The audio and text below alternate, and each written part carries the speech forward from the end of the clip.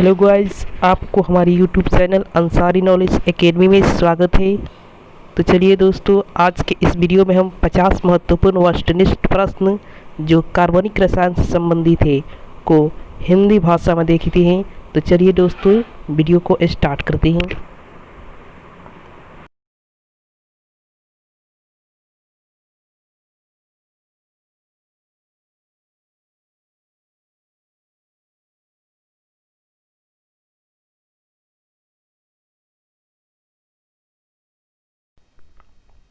चलिए तो दोस्तों शुरू करते हैं। आज का पहला प्रश्न है, काला हीरा को और किस नाम से जाना जाता है?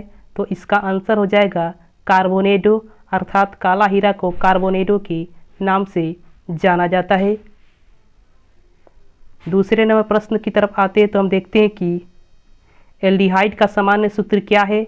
तो इसका आंसर हो जाएगा CnH2nO या CnH2n+1CHO।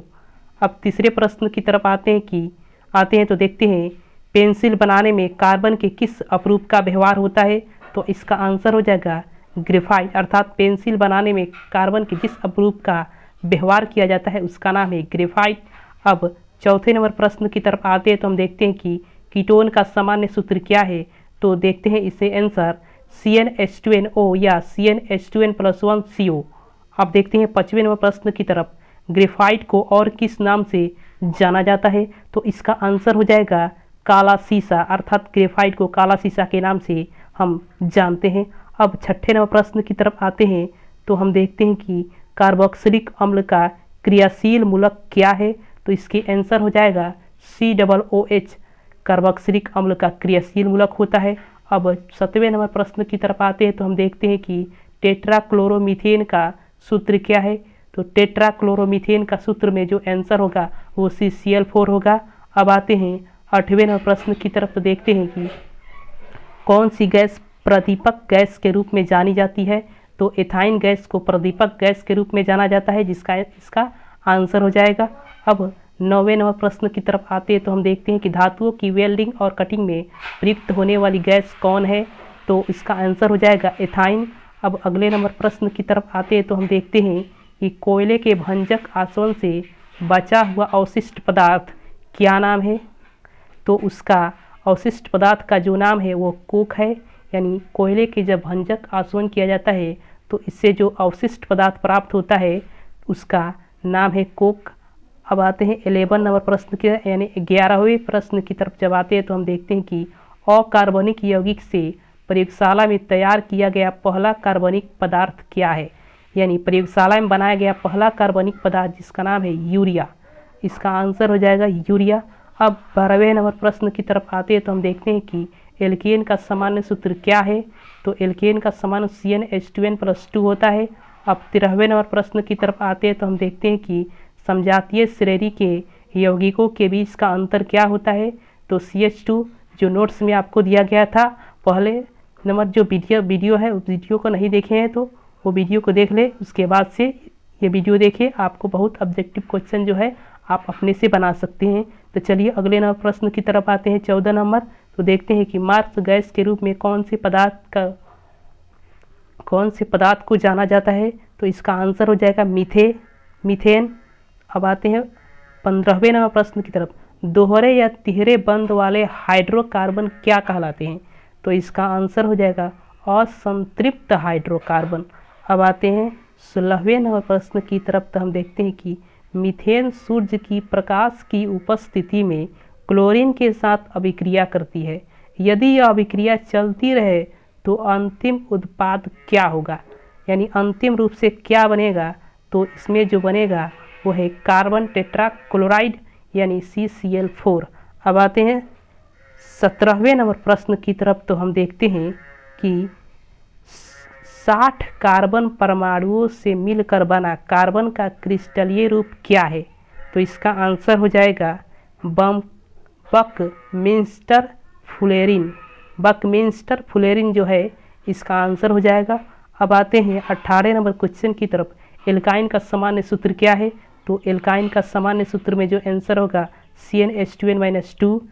अब आते हैं 19वें नंबर प्रश्न की तरफ तो देखते हैं कि CH3 1 bond C triple bond CH का IUPAC नेम क्या है, अर्थात इसका IUPAC नेम हम लिखेंगे तो इसका नाम IUPAC 3 कार्बन है तो प्रोप तो लिखेंगे ही, और इसमें ट्रिपल बॉन्ड है तो वाइन लिखेंगे, इसका नाम हो जाएगा IUPAC नाम प्रोपाइन। अब आते हैं 20 नंबर प्रश्न की तरफ, तो देखते हैं कि कमरे के ताप पर प्रति अणु 5 से 17 कार्बन परमाणु रखने वाले एल्केन किस अवस्था में रहते हैं, अर्थात उनकी भौतिक अवस्था क्या होती है, तो उनकी भौतिक अवस्था जो होती है द्रव है। अब आते हैं 21वें नंबर प्रश्न की तरफ, देखते हैं एसिटिक अम्ल का IUPAC नेम क्या है।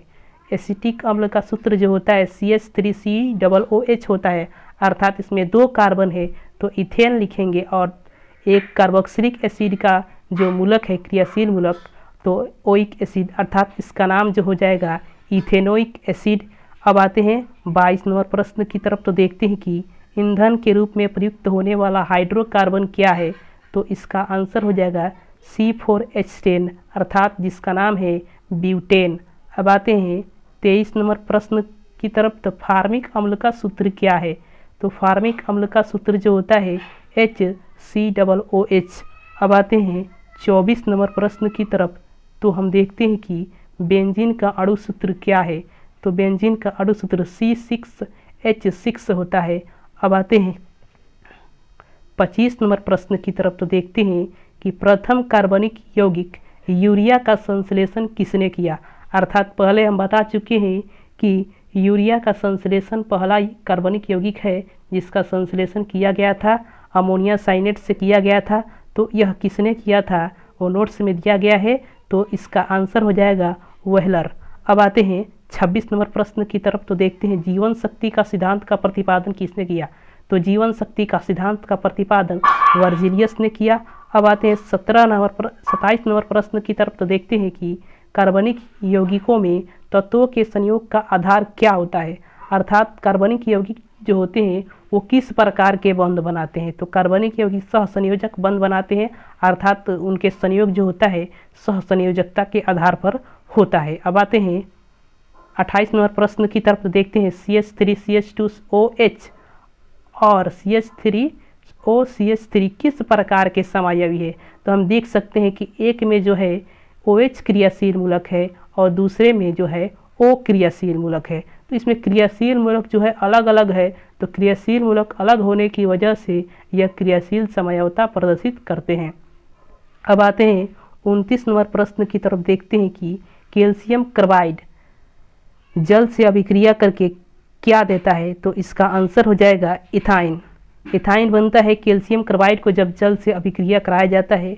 अब आते हैं 30 नंबर प्रश्न की तरफ, तो हम देखते हैं कि एल्कोहल बनाने में शर्करा का किण्वन किसकी क्रिया से होती है, अर्थात एल्कोहल बनाने में किण्वन की प्रक्रिया का प्रयोग किया जाता है और इसमें शर्करा का किण्वन किया जाता है जो एंजाइम की सहायता से किया जाता है, तो एंजाइम से किया जाता है, इसका आंसर हो जाएगा। अब आते हैं 31 नंबर प्रश्न की तरफ, तो कार्बन के किस गुण के कारण कार्बन के कुल यौगिकों की संख्या अधिक है, तो इसका आंसर हो जाएगा श्रृंखलन गुण।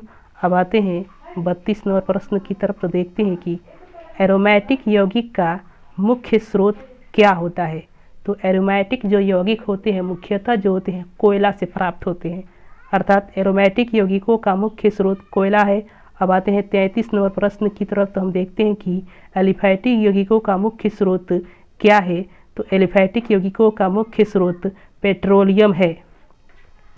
अब आते हैं 34 नंबर प्रश्न की तरफ, तो हम देखते हैं कि 6 से 8% एसिटिक अम्ल को क्या कहा जाता है, 6 से 8% एसिटिक अम्ल को सिरका कहा जाता है।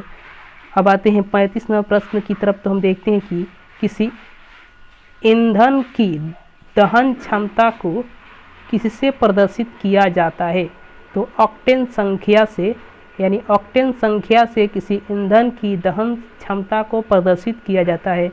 अब आते हैं 36 नंबर प्रश्न की तरफ, तो देखते हैं कि पेट्रोलियम किस हाइड्रोकार्बन का मिश्रण होता है, अर्थात C1 से, अर्थात हाइड्रोकार्बन जो होता है कहाँ से कहाँ तक होते हैं पेट्रोलियम जो मिश्रण होता है हाइड्रोकार्बन का, तो इसका आंसर हो जाएगा C1 से C40 तक के हाइड्रोकार्बन जो होते हैं वे पेट्रोलियम इसमें जो होते हैं मिश्रित होते हैं। अब आते हैं तो देखते हैं हम 37वां प्रश्न, 1 ब्यूटीन तथा 2 ब्यूटीन किस प्रकार के समयोगी है। अर्थात जो है एक बार 1 ब्यूटीन और बाद उसके बाद से जो है 2 ब्यूटीन लिखा गया है, तो इसका मतलब हो गया स्थान में अंतर है, तो हम कह सकते हैं ये स्थान समयावी है। अब आते हैं 38वां प्रश्न की तरफ, तो हम देखते हैं कि हीरे में कार्बन परमाणुओं को बांधे रखने वाले कौन से बंध है। तो हीरे में कार्बन परमाणु को जो बांधे रखता है बंध, उसका नाम है सहसंयोजी बंध, अर्थात एक प्रकार का कार्बनिक यौगिक है। तो कार्बनिक यौगिकों में हमेशा जो होता है सहसंयोजक बंध होता है, तो सहसंयोजी बंध जो होगा हीरे में हो जाएगा। अब आते हैं 39 नंबर प्रश्न की तरफ, तो देखते हैं कि किसके जल अपघटन से मीथेन बनता है। तो जब जल अपघटन H2A की उपस्थिति में Al4C3 को किया जाता है तो मीथेन गैस की प्राप्ति होती है। अब देखिए 40 नंबर प्रश्न की तरफ आते हैं, तो हम देखते हैं कि जब एथेनॉल को सांद्र H2SO4 के साथ गर्म किया जाता है तब क्या बनता है। C2H4 जो बनता है वो आंसर हो जाएगी इसका। अब अगले ना प्रश्न की तरफ आते हैं, देखते हैं ओलेइक एस्टीएरिक पामेटिक अम्ल क्या है। तो ओलेइक एस्टीएरिक पामेटिक अम्ल जो है एक वसीय अम्ल जो होते हैं, ये सभी वसीय अम्ल है। अब आते हैं अगले ना प्रश्न की तरफ, तो हम देखते हैं 42 नंबर जो है वो है फॉर्मेल्डिहाइड का सूत्र क्या है। तो फॉर्मेल्डिहाइड का सूत्र जो होगा HCHO होगा। अब आते हैं अगले ना प्रश्न की तरफ, तो हम देखते हैं कि कार्बोक्सिलिक अम्ल का सामान्य सूत्र क्या होता है। तो देखते हैं CnH2n+1 COOH। अब 44 नंबर प्रश्न की तरफ आते हैं, तो हम देखते हैं कि एल्केनोइक एसिड की सामान्य संरचना क्या होती है। तो इसकी संरचना जो होती है RCOOH। अब 45 नंबर प्रश्न की तरफ आते हैं, तो हम देखते हैं कि मेथेनोइक अम्ल का साधारण नाम क्या है। तो मेथेनोइक अम्ल का साधारण नाम जो है वो फार्मिक अम्ल है। अब आते हैं 46 नंबर प्रश्न की तरफ, तो देखते हैं कि एसिटिक अम्ल का रंग कैसा होता है। तो उसका रंगहीन रंग होता है। अब आते हैं तो 47 नंबर प्रश्न की तरफ, तो देखते हैं कि एस्टर का गंध कैसा होता है। तो उसका आंसर हो जाएगा फल जैसी मीठी गंध होती है एस्टर की। अब आते हैं 48 नंबर प्रश्न की तरफ, तो हम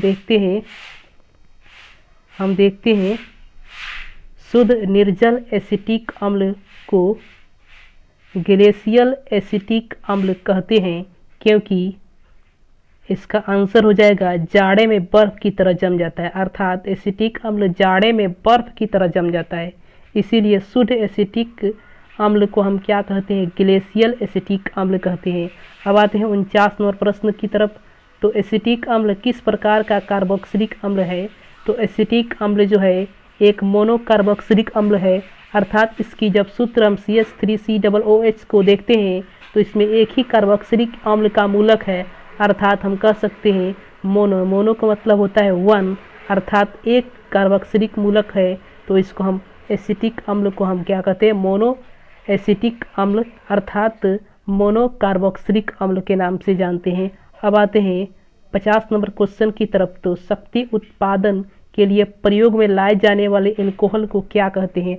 अर्थात शक्ति उत्पादन करने का मतलब है कि यानी इससे जो होता है वाहनों में यानी 80% पेट्रोल में 20% एल्कोहल मिलाकर के वाहनों को चलाया जाता है ठंडे प्रदेशों में, अर्थात शक्ति उत्पादन इस प्रकार से किया जाता है। तो इसे हम